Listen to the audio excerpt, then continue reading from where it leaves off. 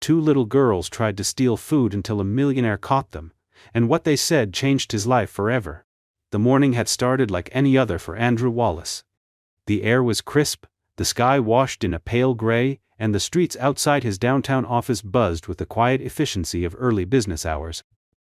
He had a meeting in 20 minutes with international investors and a press interview later that day. Everything was perfectly scheduled, as usual. But somewhere between his elevator ride down and his short walk to the car, he realized he had forgotten to grab a bottle of water. Unwilling to send his assistant for something so simple, he ducked into the small grocery store on the corner of the block, thinking it would take only a moment. The store was nearly empty, filled only with the muffled hum of refrigerators and the faint rustle of shelves being restocked. Andrew moved quickly through the aisles, heading straight for the bottled water section, checking his watch without even glancing at the other shoppers. But as he turned the corner past the dairy section, something made him stop. Two little girls were standing just ahead of him near a low shelf lined with snacks and milk cartons. They were small, no older than 5 mirror images of each other with matching denim skirts, one in a light blue t-shirt, the other in pink. Their light brown hair was tied back loosely, and they looked thin, far too thin. He watched silently as one of them looked over her shoulder, then carefully reached for a carton of milk and tucked it under her shirt. The other did the same with a small box of cookies. The movements were clumsy and innocent, completely unaware of the security cameras or even the weight of what they were doing. To anyone else, they might have seemed mischievous, but Andrew saw something else: desperation. He stepped closer and said in a low, calm voice, "Are you stealing?" Both girls froze, as if the ground had vanished beneath them. The one in pink's eyes instantly filled with tears, and the one in blue grabbed her sister's hand tightly. They turned slowly to look at him. The younger one trembled and whispered, barely audible, "Sir, please don't call 911, we're just really hungry." Andrew felt something catch in his throat. The air around him seemed to shift. These weren't rebellious kids acting out, they were two frightened children trying to survive. For a man who had spent most of his life negotiating billion-dollar deals, navigating mergers, and staying 5 steps ahead in boardrooms, Andrew found himself completely unprepared for the sight of two starving girls pleading with him not to send them to jail. He knelt down slowly, meeting their eyes. "Where are your parents?" he asked, gently now, trying not to startle them. "Our mommy's in the hospital," the older one said after a pause. "She's not waking up." "She got sick," the younger one added, sniffling. "It's been a few days, we don't know what to do." Andrew's heart broke. He stood up, looked around, then said, "Come with me." He didn't wait for permission. He guided them toward the small cafe area inside the store, sat them at a table, and went to the counter. He bought 2 warm sandwiches, juice boxes, and a hot chocolate for each of them. When he returned, they were sitting stiffly, hands folded in their laps as if expecting to be punished. He placed the food in front of them, and for a long moment they simply stared at it. "It's okay," he said softly, "you can eat." The moment they touched the sandwiches, their manners broke. They devoured the food in silent, panicked hunger, as if afraid it would disappear. Andrew sat across from them, not saying a word, his phone still buzzing in his pocket with missed calls and meeting reminders he now had no intention of answering. He watched them, feeling an emotion rise in his chest he couldn't name at first. It was more than sympathy, it was personal, deep, as though something dormant inside him had just woken up. He reached for his phone not to return any business calls, but to look up local hospitals and start searching for their mother. That was the exact moment everything in Andrew Wallace's life began to change. Not when he signed a billion-dollar deal, not when he was featured on magazine covers. But right there, in the back corner of a grocery store, facing 2 tiny strangers who had nothing left but each other and a stolen box of cookies. Andrew drove the girls in silence, glancing in the rearview mirror every few seconds as they sat buckled up in the back seat of his black SUV. Neither of them spoke much. Layla, the older twin, stared out the window with a tired, guarded expression that didn't belong on a child's face. Emma, the smaller one by a hair, was curled up with her arms wrapped around herself, still clutching the juice box from the store like it was the only thing she owned. He wanted to ask them more questions about where they lived, how long they'd been alone, if anyone had been checking on them, but he knew not to push too hard. Everything about their posture screamed survival mode, and the last thing they needed was someone treating them like criminals. The address Layla quietly gave him led to a run-down apartment complex on the edge of the city. The building was worn, its bricks faded and cracked, a few windows covered with cardboard and duct tape. It wasn't dangerous exactly, but it didn't feel like home either. Andrew parked and helped the girls out of the car. They led him up 2 narrow flights of stairs to a door that stuck slightly when opened. The apartment inside was clean, almost too clean, with surfaces wiped down and no clutter. It was clear someone had been trying hard to hold things together. The fridge was nearly empty, save for a carton of expired milk, some ketchup, and half a loaf of bread. There were 2 small beds in the bedroom, a few dolls neatly arranged on the windowsill, and signs of recent attempts to make the place look cheerful, stickers on the walls, crayon drawings taped beside the light switch. The living room had a folded blanket on the couch and a single photograph in a cheap frame. A smiling woman in scrubs with her arms around the twins, their mother, Sharon Reeves. Andrew found the rest of her information in a folder left on the coffee table, likely from the hospital medical forms, a patient ID bracelet, and a discharge notice from her last shift. She had been taken to the emergency room 3 nights ago after collapsing at work. A sudden hemorrhagic stroke, no warning signs, no insurance, no advance directive. She had been in a coma ever since, and no next of kin had responded. Andrew sat back slowly, letting the weight of it all hit him. These girls had been on their own for 3 days. No food, no electricity in the bedroom, no adult supervision. They had survived on tap water and what was left of their cereal. He looked over at them.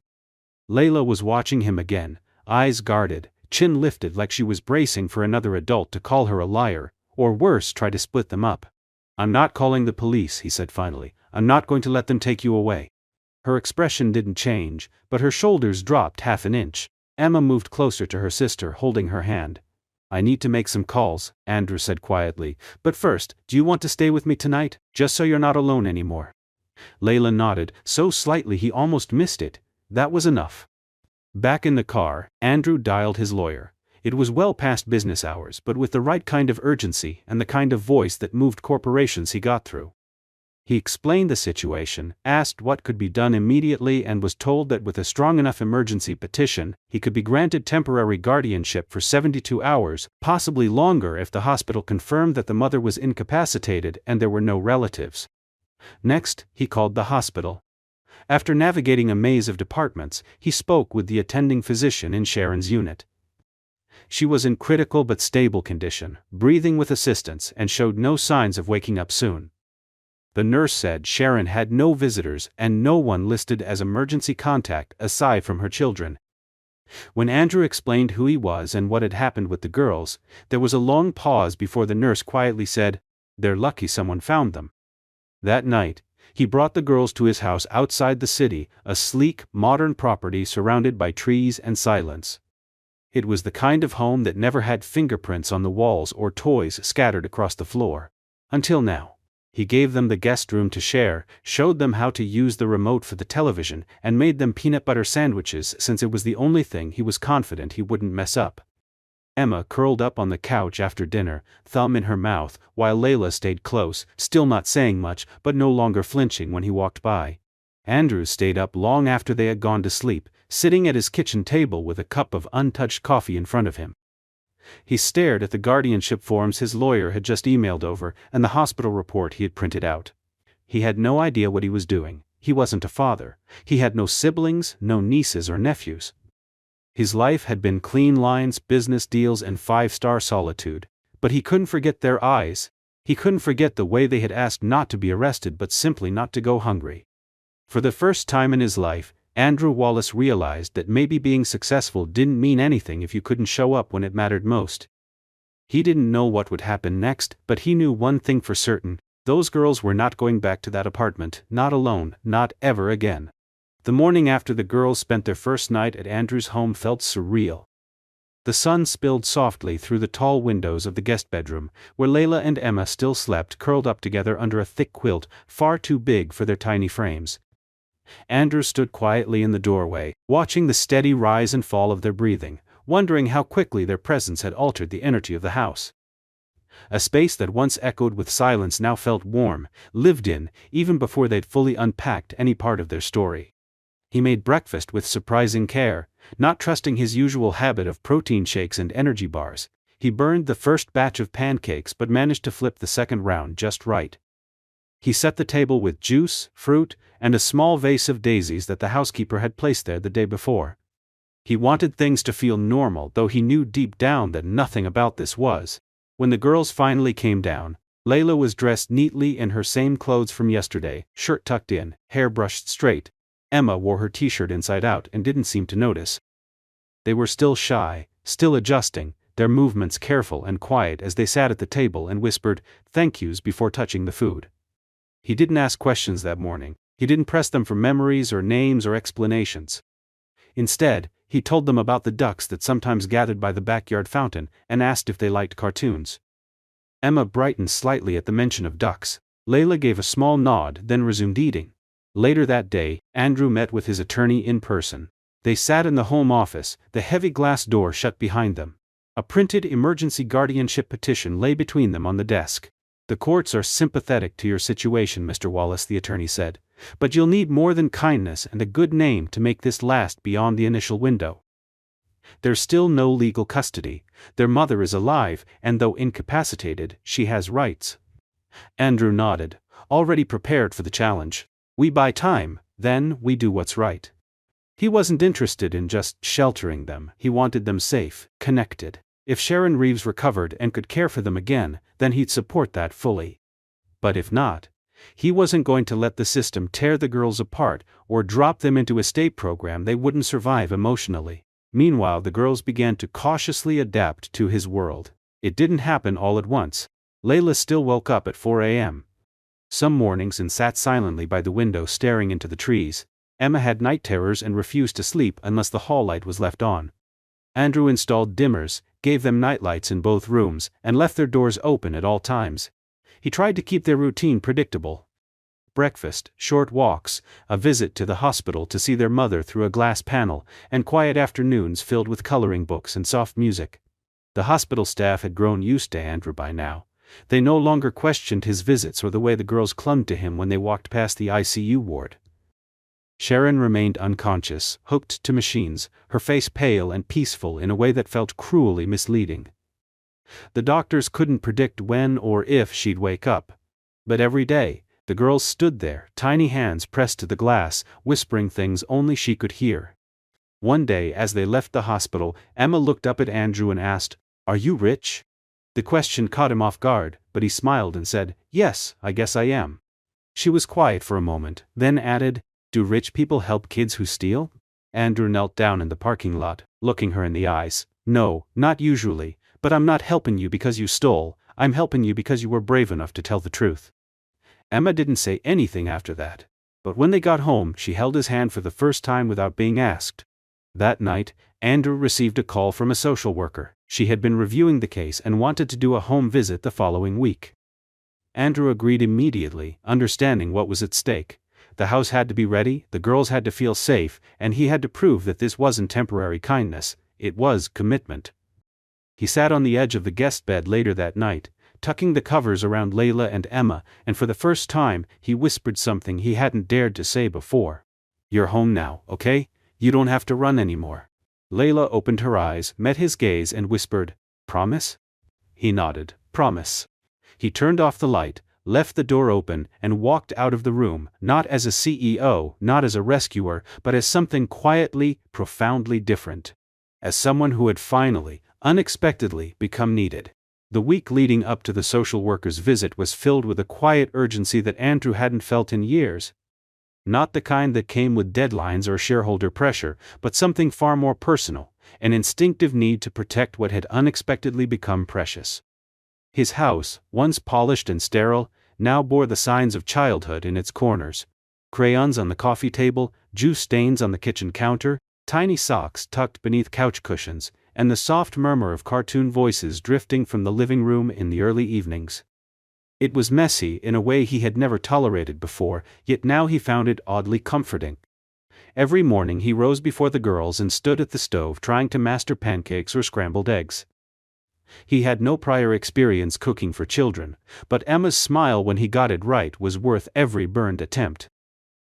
Layla had begun to open up, not in bursts of conversation, but in small gestures, setting the table without being asked, leaving him notes that said, "Thank you" in uneven handwriting, and waiting by the door when it was time to visit their mother. She was observant, quick to notice changes in his tone or posture, and Andrew found himself being more careful with his emotions around her. He didn't want her to think she had to manage him too. At the hospital things remained uncertain. Sharon had not regained consciousness, though doctors said her vitals were stable, and there was still hope. The girls had come to accept that their visits weren't about seeing movement or hearing her voice, but simply about presence. They would draw pictures to tape to the window of her room, whisper stories through the glass, and sometimes press their faces against it in silence. Andrew always stayed nearby, giving them space but never leaving them alone. Each time they left, he could feel their grief trailing behind like a shadow they hadn't yet named. In the evenings he read to them. Layla liked fantasy stories with brave girls and hidden worlds. Emma preferred books with animals that talked and made silly jokes. Sometimes, they both fell asleep before the story ended, and Andrew would sit there beside their beds, watching the rise and fall of their chests and wondering how long it would take before this felt normal to them. Not like rescue, not like charity, but like home. The night before the visit, Andrew sat in his study with a printed copy of the emergency guardianship documents and a detailed report from the hospital. He had gathered every piece of evidence he could, proof that the girls had no extended family, that Sharon's condition was critical, and that he had provided stable shelter, care, and emotional support. But none of that addressed the question that mattered most: why him? He wasn't sure he had an answer that would make sense to anyone who didn't see what he saw in those girls. Their resilience, their quiet strength, the way they had trusted him when they had no reason to. He hadn't planned for any of this, he hadn't wanted children. But now that they were in his life, he couldn't imagine turning away. The next morning, the social worker arrived promptly at 10. She was polite but direct, with a clipboard in hand and a calm demeanor that didn't miss much. She toured the house, noted the children's bedrooms, the food in the fridge, the emergency contacts listed on the wall by the phone. She spoke with the girls, asking them how they liked living there. Emma said she liked the pancakes and the ducks. Layla hesitated, then said softly, "It's the first time we sleep without checking the door 10 times. Andrew stood by, listening. He didn't interrupt, didn't try to coach their answers. He had learned quickly that the girls didn't respond well to pressure, even from someone who meant well. When the social worker finally sat down with him, she flipped through her notes and said, "You understand that this arrangement is highly unusual." He nodded. "I do. And that the court will want more than just financial stability or a clean home. They'll want proof that this is emotionally appropriate for the children and for you." Andrew folded his hands. "I can't explain it in legal terms, but they're not temporary in my heart. That's not how I see them. I don't want to replace their mother. I want to be whatever they need until she can come back, and if she can't, I want to make sure they're never alone again." There was a pause, then the social worker looked up. "That's what I needed to hear." After she left, Andrew found the girls in the garden. Emma was chasing butterflies, arms stretched wide, laughing without fear. Layla was sitting on a bench, sketching a tree with colored pencils. He sat beside her, not saying anything at first. Then he asked, "What are you drawing?"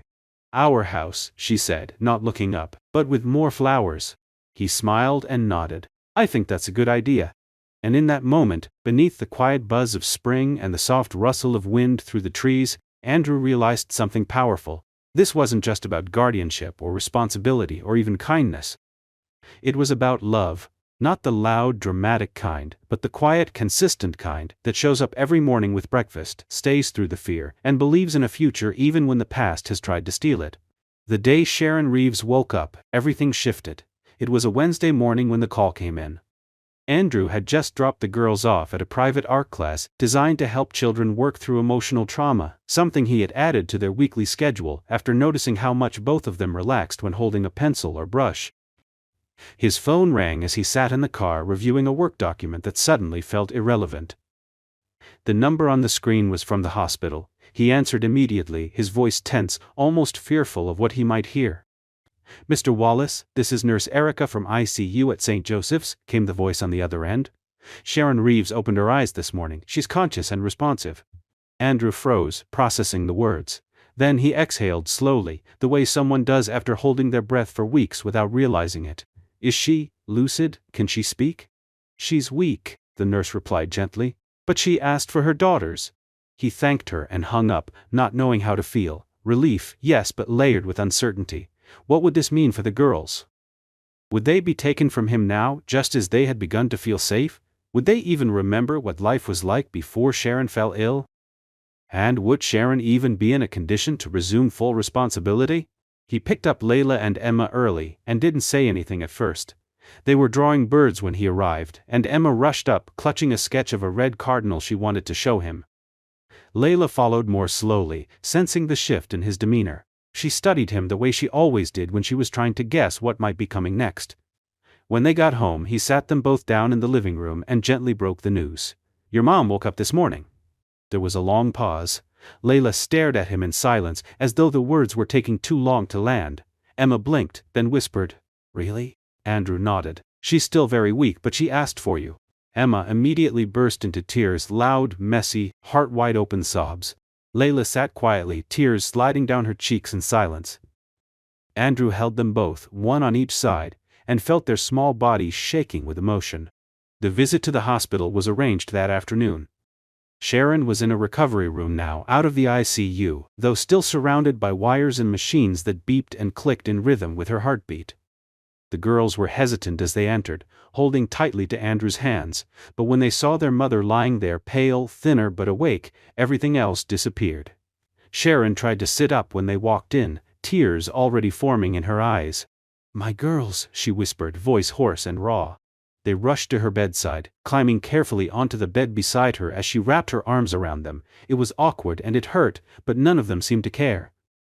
They cried together, the sound echoing in the sterile hospital room like music no one had heard in a long time. Andrew stood back and let the moment belong to them. He didn't speak, didn't move, his chest was tight, not with jealousy or fear, but with a strange sense of loss and hope tangled together. This was what he wanted for them, their mother back, their family whole again. But it didn't erase the bond they had built with him. That was real too. Later, when Sharon was resting and the girls had stepped outside to get a snack with a nurse, she asked to speak with Andrew alone. Her voice was fragile, but her eyes were clear. "They told me you took care of them," she said softly. "I just did what anyone would have done," Andrew replied. "No," she said, shaking her head slightly. "Most people wouldn't have done what you did."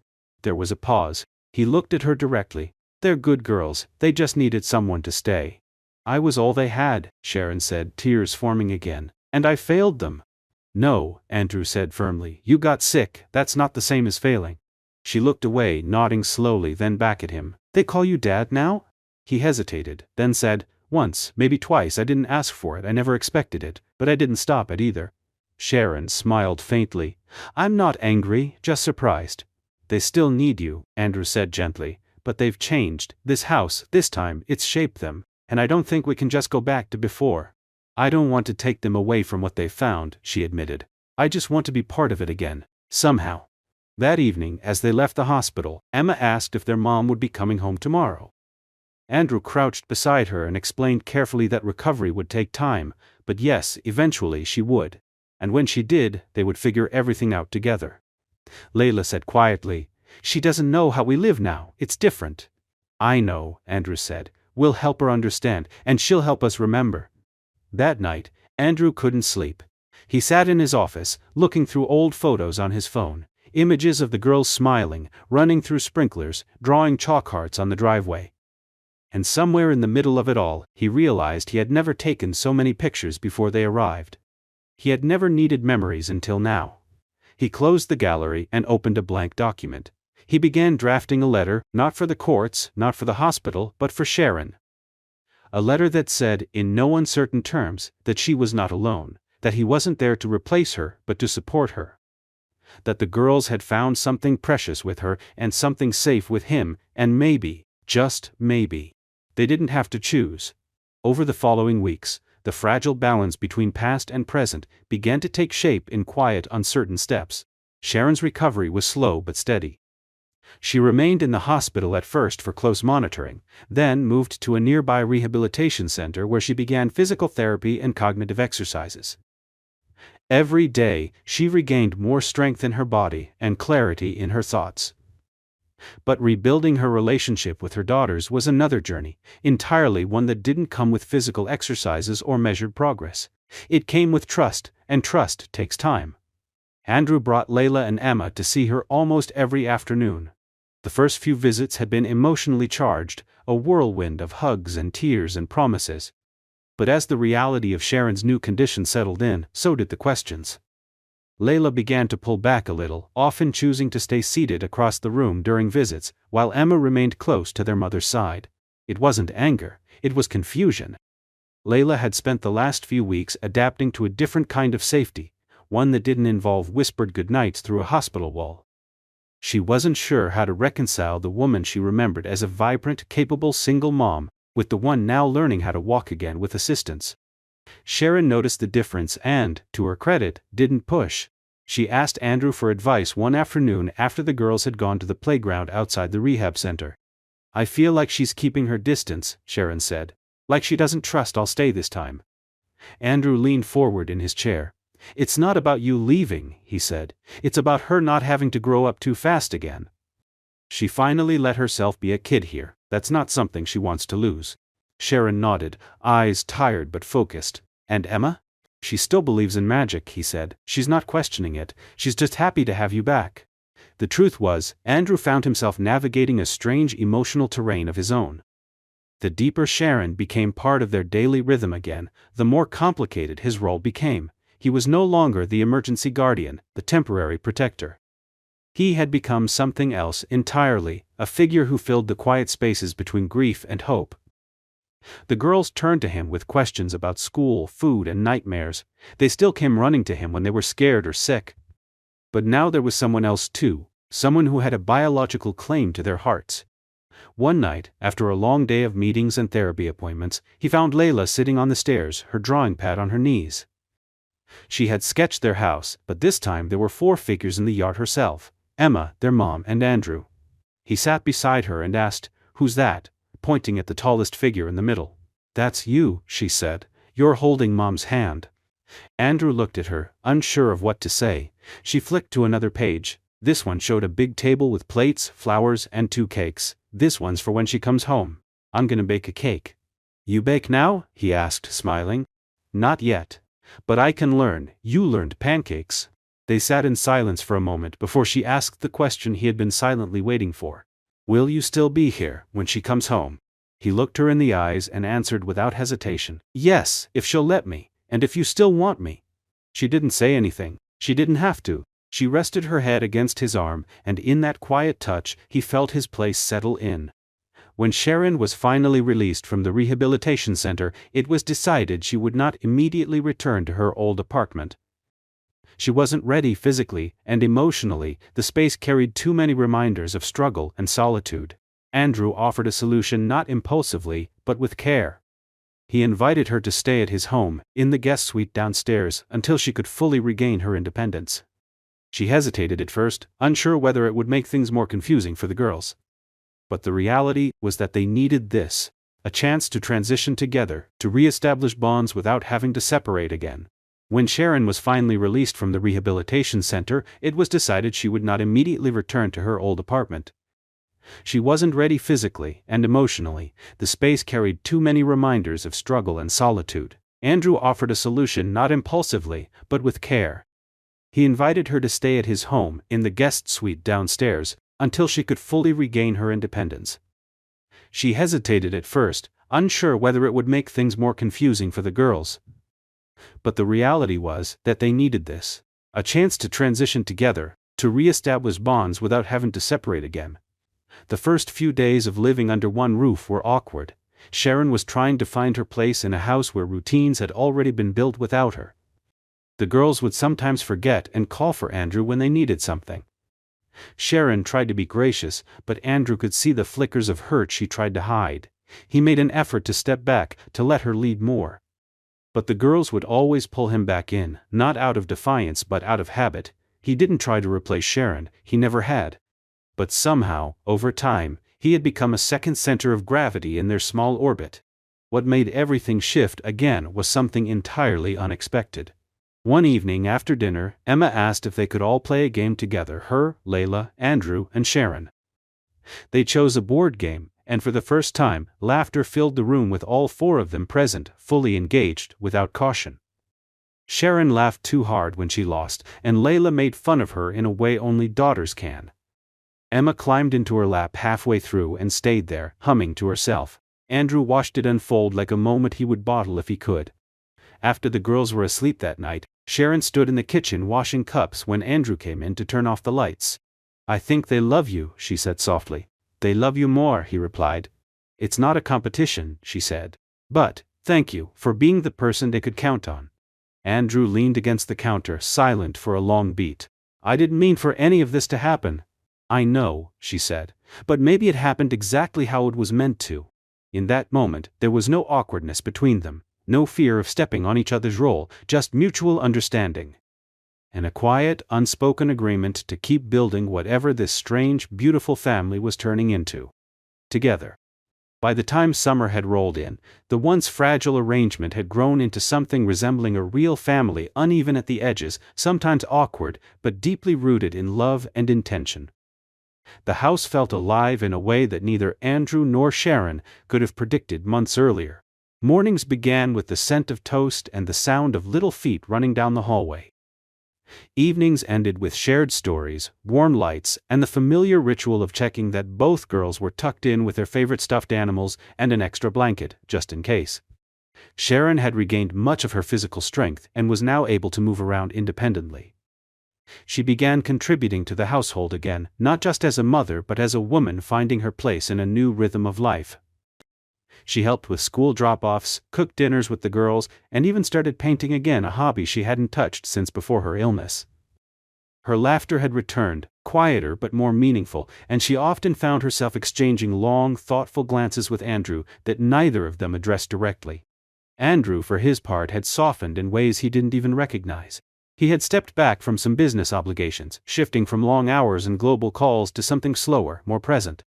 The people around him noticed the change. His assistant said he smiled more. His board partners commented on how he seemed less impatient, more grounded. But only the girls truly understood what had changed. They had given him something no one else could purpose that couldn't be measured in spreadsheets or earnings reports. One Saturday afternoon, Layla and Emma decided they wanted to have a family picnic in the backyard. They made handmade invitations and handed them out with great ceremony at breakfast. "To Mommy and Daddy Andrew," they read, written in crayon with little hearts drawn all around. Neither Andrew nor Sharon corrected them. They simply smiled and said they wouldn't miss it for the world. The picnic was imperfect and magical. Sandwiches were slightly crushed, juice was spilled twice, and ants discovered the cookies within minutes. But none of that mattered. They played tag in the tall grass, lay on a blanket and counted cloud shapes, and took turns sharing things they were grateful for. Emma said she was thankful for pancakes and for not being scared anymore at night. Layla said she was thankful for her mom getting better and for this family we didn't expect but got anyway. Later that evening, when the girls had gone to bed, Sharon and Andrew sat on the porch with mugs of tea, watching the sun dip behind the trees. The silence between them was comfortable now. Sharon broke it with a single sentence. "They call you Dad." Andrew looked down at his hands before meeting her gaze. "I know. Do you want that?" she asked, not with judgment but curiosity and care. He thought about it. About all the nights spent comforting them, the mornings cooking breakfast, the small hands reaching for his without hesitation. He didn't answer immediately because the truth deserved more than reflex. "I want to be whoever they need me to be," he said at last. "If that means Dad, then yes, I want it more than I've wanted anything." Sharon looked away briefly, blinking back something, then said, "They've never had a man who showed up like you did, not just once but every single day." Andrew took a breath. "And what about you?" She didn't respond for a long time. When she finally did, it was barely above a whisper. "I've never had one either." There it was, the raw vulnerability neither of them had been brave enough to admit until now. Their connection had grown silently, nurtured by shared responsibility, long nights, and mutual respect. But it had become something more, something neither of them had been searching for but both had come to rely on. A few days later, they had their first official meeting with a family counselor, part of a requirement from the guardianship court to assess the girls' emotional well-being. The counselor, a kind woman in her 50s, asked all the standard questions about routines, boundaries, communication, and long-term plans. But toward the end of the session, she asked the girls one question they hadn't expected. "If you could choose what your family looks like going forward, what would it be?" Emma answered first without hesitation. I want Mommy and Daddy Andrew forever. Layla paused, more careful with her words. I want us all to stay together. I don't want things to go back. I want this to be our new beginning. The counselor made a few notes and then smiled. Sounds like you already have everything you need. That night, Andrew stood in the kitchen rinsing dishes while Sharon dried them. It was a quiet moment but full of weight. Finally, she placed a towel on the counter and turned to him. I think they chose us, she said, before we ever chose each other. He smiled. Then maybe we should start choosing each other now. It wasn't a proposal, not yet, but it was something, a beginning inside a beginning, and for the first time, neither of them was afraid of what came next. Autumn arrived with golden leaves, school backpacks, and a sense of peace that had taken many months to build. By now, the once strange arrangement between Andrew and Sharon had become a natural rhythm. The house was no longer split between guests and hosts, no longer defined by emergency or obligation. It simply was a home. The girls had settled into their routines like they'd been there all their lives, waking up to morning hugs and racing down the hall for breakfast, their chatter and laughter filling the house with warmth. Even the neighbors, once curious about the well-dressed man with no family, now waved as Layla and Emma skipped down the sidewalk with backpacks too big for their little shoulders, always holding Andrew's or Sharon's hand. Andrew had formally filed a motion to extend his guardianship, but more importantly he had added something else to the paperwork, a petition to co-parent. Sharon had read it in silence one evening while Andrew waited in another room. She took her time, reading every word carefully. When she finally walked into the kitchen holding the document, her hands weren't trembling, but her eyes were filled with something Andrew couldn't name. She said yes before he even asked the question aloud. And with that, their path became something solid not only emotionally but legally, something they could build a future on. They held a small celebration in the backyard on the day the court approved the petition. No guests, no cameras, just the four of them, a cake with uneven frosting, and a banner. Emma had insisted on writing herself that said, "We are all together now." Layla added hearts to the corners and hung it between two trees. Sharon and Andrew watched them dance barefoot in the grass, hair loose in the wind, laughing so hard they couldn't breathe. There was no speech, no ceremony, just the undeniable feeling that something beautiful had been mended. Time began to move differently after that. There were fewer questions and more plans. Sharon started a part-time job at a local clinic, easing back into nursing while still making time for afternoon snacks and school pickups. Andrew shifted his priorities at work, stepping back from international expansion plans and pouring more energy into local charitable projects, including one that provided support for single parents facing medical crises. It was his quiet way of giving back, of honoring what had happened and what had grown from it. Evenings were their favorite time. They would sit on the porch with warm drinks, the girls often wrapped in blankets nearby, reading or drawing as the stars blinked awake above them. One night, Emma looked up and asked, "Are we ever going to stop being this kind of happy?" Sharon kissed the top of her head and said, "Not if we keep choosing each other." Layla looked at Andrew and asked if he could still tuck them in, even when they were big. "Even if you're taller than me," he said with a grin, "I'll still come check if the nightlight's on." That winter something shifted quietly between Sharon and Andrew, an understanding that didn't need words. One evening, after the girls had fallen asleep, they sat near the fireplace, sharing a glass of wine, the silence between them comfortable, like the space between chapters in a book that didn't need to end. Sharon turned to him and said, "You know, I used to think I had to do everything alone to prove I could." Andrew nodded. "And now? Now I know that being strong isn't the same as being alone. Letting someone in isn't weakness." He set his glass down and took her hand, not as a declaration but as a continuation. "I'm not going anywhere." She didn't answer, she didn't need to. They sat like that for a long time, firelight dancing across the walls, while outside, snow began to fall silently. Months passed, seasons shifted again, and the girls grew taller. Layla joined a local theater group and took her first bow on stage, scanning the crowd until she saw them all in the front row. Andrew cheering too loudly, Sharon crying quietly, and Emma holding a flower bouquet almost too big for her arms. Emma began ballet, her favorite moment being when she got to choose music, and Andrew clumsily twirled her around the living room in his socks, laughing so hard they both fell over. Eventually, the idea of them as a family was no longer a question. anyone asked, not teachers, not neighbors, not even the girls. They simply were. A mother who survived the impossible, a man who stepped in without being asked. And two girls who reminded them both every day that love isn't about blood or timing. It's about presence, patience, and the quiet bravery of staying. On the first anniversary of the day Andrew found them in that supermarket aisle, they returned there, just the four of them. The store manager let them take a photo where it all began, next to the aisle with the cookies and milk. This time, Emma held the cookies in plain sight. Layla laughed as Andrew held up a small sign that said, "No stealing today." Sharon stood between them, holding all three of their hands. As they left, Sharon leaned in and whispered to Andrew, "Thank you for walking into that store that day." He smiled, not with pride but with something deeper. "I think the store was just where I was supposed to end up. They were the ones who walked into my life." And that was the truth. Not every family begins in a hospital room, a nursery, or a photo album. Some begin in aisle 7 with a bottle of water, a box of cookies, and a question no one expects. "Sir, are you my dad?" What mattered wasn't how it started, but how they stayed and how they kept choosing each other, day after day, without needing to ask again. In my opinion, the ending of this story is powerful, not because everything is suddenly perfect, but because it's deeply human.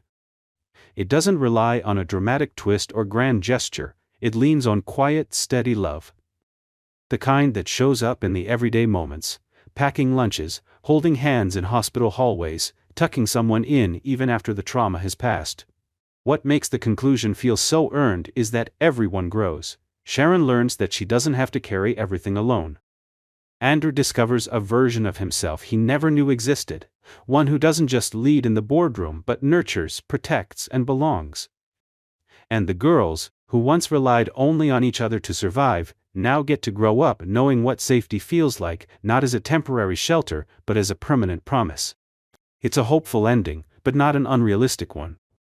It honors the pain and the complexity that brought them together, while gently offering the idea that family isn't defined by blood or biology, it's built through love, loyalty, and choosing each other over and over again. And that, to me, is what makes it